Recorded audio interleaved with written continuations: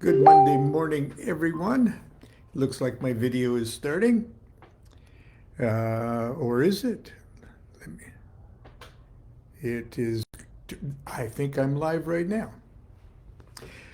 As you can see, I'm not bundled up and shivering in my cold office this morning. I'm not bundled up and shivering in my cold living room.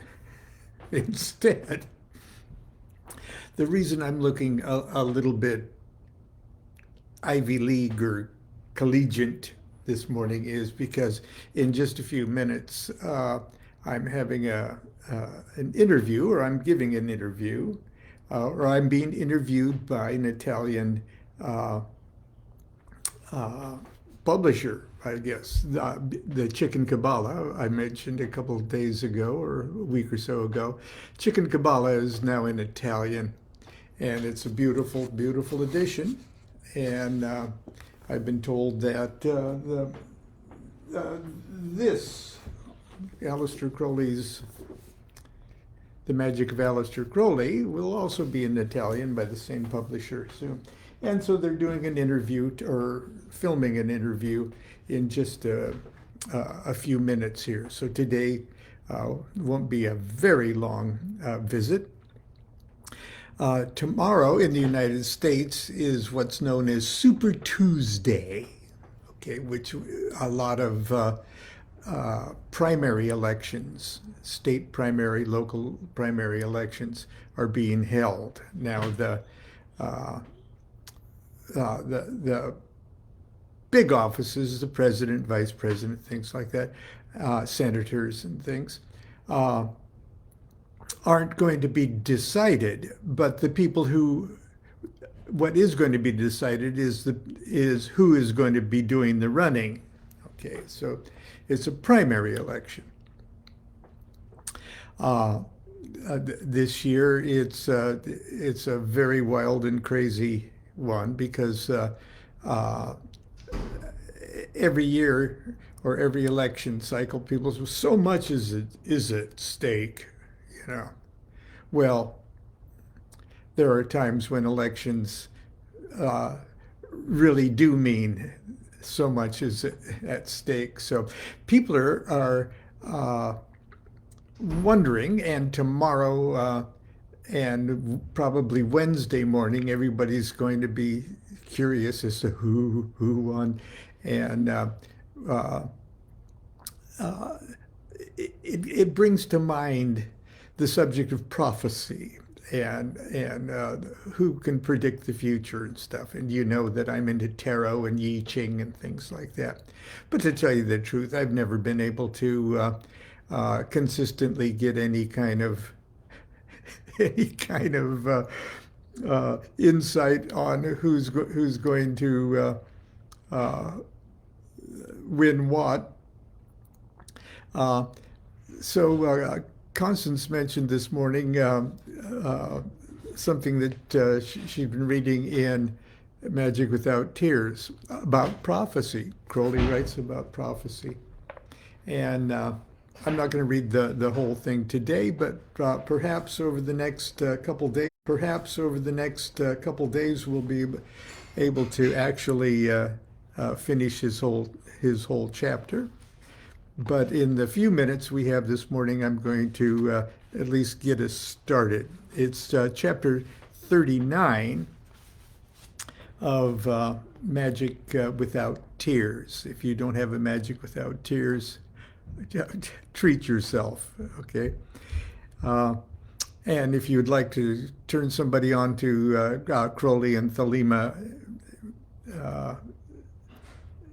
you might want to get an extra copy and give to them or loan them yours, because it's a wonderful thing to read at the beginning of your Crowley studies. Cara Soror, do what thou wilt shall be the whole of the law. Perhaps it'll be best to begin by setting down the necessary conditions for a genuine prophecy. We shall find that most of the famous predictions are excluded without need of more specific examination. But priority, please, as usual, for the etymology. Prophecy means forth speaking, more or less equal to inspired. It has nothing to do with foretelling the future, though it may do so, as it may do anything, being only the ravings of a poet, drunkard, or madman. You remember how Saul came upon a company of youths, all prophesying away together to beat the band, and joined the merry throng. So people said, quote, "Is Saul among the prophets?" Meaning a man capable of divine intoxication of love, song, eloquence, or whatever else enthusiastic might possess him. Men seized by afflatus, inspiration, divine, were found to be capable of extraordinary exploits. Hence the condition was admired and envied by the average clod, also imitated by the average crook. For all that, I'm going to for once, to yield to proper clamor and use the words in their proper sense. That seems to me roughly this. Prediction is a forecast based on reason. Prophecy, one which claims the warrant of magical powers. You agree? Then we can get on. 1. The prophecy must announce itself as such. We cannot have people picking up odds and ends which may be perfectly irrelevant and insisting that they conceal forecasts. This excludes Great Pyramid lunatics. It would be quite simple to do this, the same sham calculations with the Empire State Building. When the architects protested, it is simple to reply, "Why, but of course, God was most careful not to let them know that they were really doing, or they would have died in fright." So, and you can always say, "Well, God was moving my hand when I punched out that policeman." No, Your Honor. This argument was actually put forward by the Spiritists when Zanzig, now Zanzig was a music hall mind reader, a phony, a phony mind reader kind of guy. This argument was actually put forward by the Spiritists when Zanzig confessed that his music hall exploits were accomplished by means of a code. I have in my hand a watch. And then there was, he starts off, and now I turn to the code to tip off his co-conspirator in the audience, kind of thing. So it's quite useless to get any sense whatsoever into the heads of these bigoted imbeciles. Number 2, the date of the prophecy must antecede that of its fulfillment. The greatest care must be taken to ensure this. When both dates are remote, as in the case of fulfilled biblical prophecies, it's often impossible.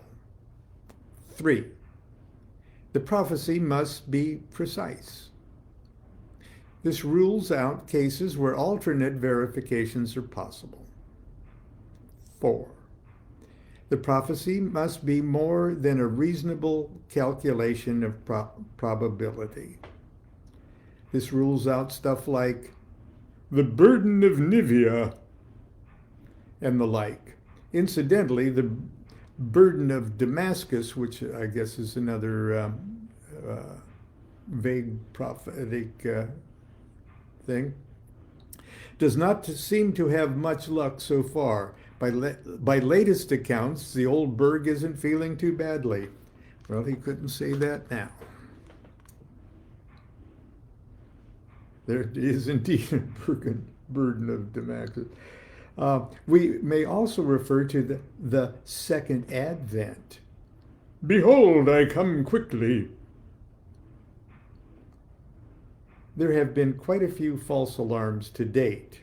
It began with Jesus himself, snapping off a disciple's head, quote, "If I will that he tarry till I come, what is that to thee?" Well, somebody was disappointed. 5. The verification must be simple, natural, unique, and unmistakable. Forced and far-fetched explanations, distortions, or Kabbalistic or other mathematical reasoning are barred.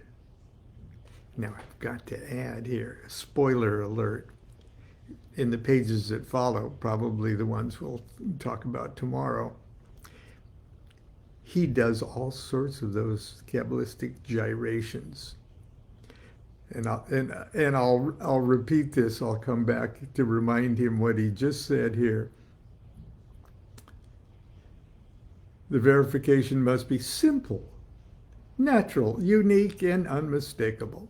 Forced and far-fetched explanations, distortions of Kabbalistic or other mathematical reasoning are barred.